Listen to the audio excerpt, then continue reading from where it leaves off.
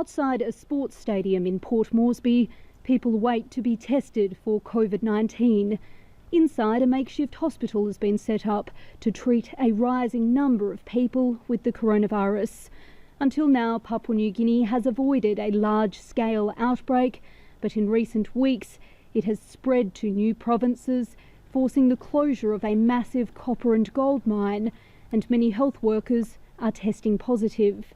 Protective medical equipment is being distributed and international health teams flown in, but there are concerns the already fragile health system won't cope. For all we know, there's some great things going on behind the scenes, but the communication between government, health department, and then down to the people, that hasn't happened. The government has brought in lockdown measures, including closing its border with Indonesia. But in many areas, social distancing is a challenge, and with huge numbers living below the poverty line, access to clean water for hand washing is limited.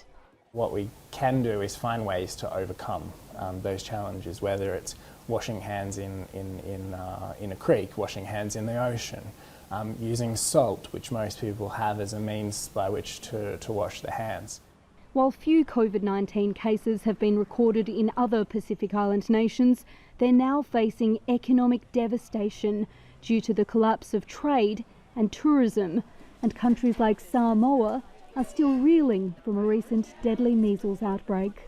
So many of the nations in the region relied on tourism, people coming to visit, to really sustain their economies, and they just don't have that capacity now. So a huge economic impact for those island nations right across the region that's going to last for years.